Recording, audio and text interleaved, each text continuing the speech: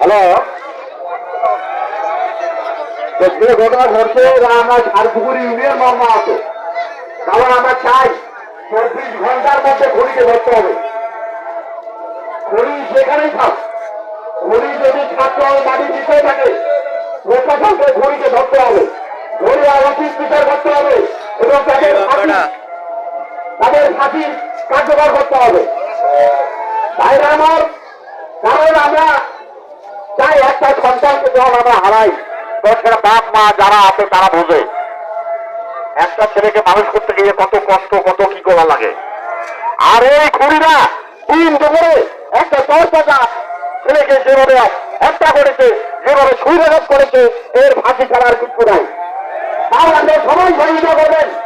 এই খুঁড়িরা কোন জায়গায় আছে সবাই কোথায় আত্মীয় বাড়ি আছে সেই আত্মীয় বাড়িতে দেবেন। আমরা আমি বলছি আমাদের প্রধানমন্ত্রী জায়গায় খুঁড়ি যাবে, খুঁড়ি যাবে, লোক যাবে, যা প্রশাসন আছে সারা বাংলাদেশ ছড়িয়ে পড়ছে ওই খড়িকে ধরার জন্য, ওই খড়িকে ধরার জন্য। কারণ প্রশাসনের চাকরি আছে, আপনারা যেভাবে আন্দোলন করতেছেন সংগ্রাম করতেছেন, প্রশাসন যদি ধরতে না পারে ওদেরও ব্যর্থতা, ব্যর্থতা না?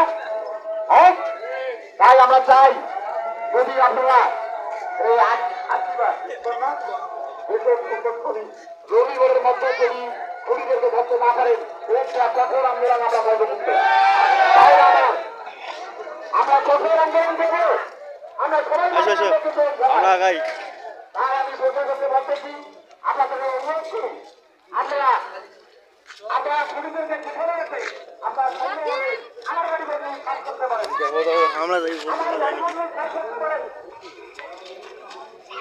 যারা আছে সবাই বাড়ি কাজ করেন, আসামিকে কিন্তু ভাবতে হবে তাকে চিকিৎসা করতে হবে।